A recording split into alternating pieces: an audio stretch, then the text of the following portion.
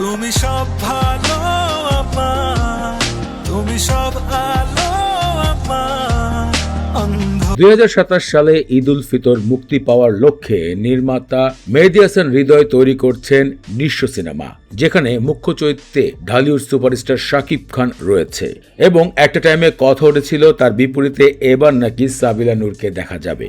তবে সেই গুঞ্জন এখন যেন গুঞ্জনই রয়ে গেল। সর্বশেষ গণমাধ্যমের একটি বিশ্বাস্য সূত্র থেকে জানা গিয়েছে, নিঃস্ব সিনেমায় শাকিব খানের বিপরীতে নায়িকা হিসাবে তৃতীয়বারের মতন ইদিকা পাল জুটি বাঁধছে।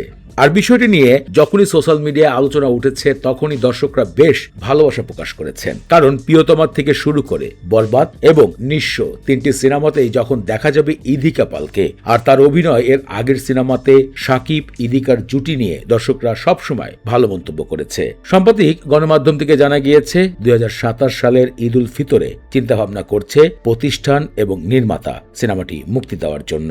সিনেমার বিষয়ে গণমাধ্যমে তথ্য প্রকাশ করেছেন সিনেমার পরিচালক মেহেদী হাসান হৃদয়। সিনেমাটির গল্প হবে অ্যাকশন, রোমান্স এবং প্রতিশোধের গল্প, যেখানে দর্শকরা সর্বোচ্চ বিনোদন পেতে পারে এমনটাই আশা প্রকাশ করেছেন সিনেমার পরিচালক। সর্বশেষ গণমাধ্যমে জানা গেল 2027 সালের নতুন সিনেমার জন্য জুটি বাঁধছে শাকিব খান এবং ইদিকা পাল। সিনেমার নাম নিঃস্ব। সেলিব্রিটিদের এমন ইন্টারেস্টিং লেটেস্ট সব আপডেট পাওয়ার জন্য আমাদের ইউটিউব চ্যানেল সেলিব্রিটি নিউজ বাংলাকে সাবস্ক্রাইব করুন, শেয়ার করুন, কমেন্ট করুন। পায়েস